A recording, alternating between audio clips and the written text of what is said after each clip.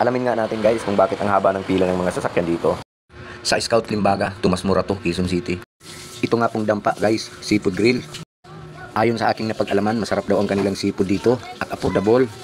Kaya naman pinipilahan to sa lahat ng oras. Tara na guys, samahan nyo ako sa loob at alamin natin kung totoo nga ang mga sinasabi nila. At ito nga guys ang makikita natin sa kanilang dine-in. Pagpasok nga natin guys, sinalubong kagad tayo ng kanilang waiter. At syempre agad na inubot sa atin ang kanilang menu.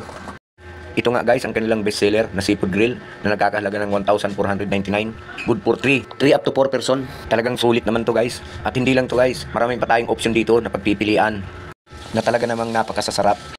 At ito na nga, dumating na ang ating order. Itong bestseller nilang seafood grill. Only rice nga pala ito. Budol fight style. Hindi nga pala uso ang kutsara dito guys. Kaya naman mapaparami talagang kanin nyo rito. Talagang masisira ang diet nyo. Dahil sa sauce pa lang, makukuntinto na kayo. May libre na nga rin pala itong drinks. Itong 2 liters nilang mock drinks. Ayan na, nakita nyo naman kung gaano karami ang nakahain sa lamisa natin. Ayan yung before guys.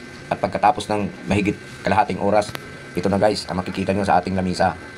Hirap na hirap nga tayong ubusin guys. At totoo lang, hindi natin talaga naubos yan. Sirang-sira yung diet natin dyan sa kanin. Mga ka-adventure, kung gusto nyo rin mapuntahan tong lugar na to, dito lang to sa may Tomas Morato, Scout Limbaga. Kaya naman, ano pang hinihintay nyo? I-experience nyo na rin ang seafood grill na to. Masarap dito. Maraming salamat nga pala sa patuloy na sumusubaybay ng aking mga video.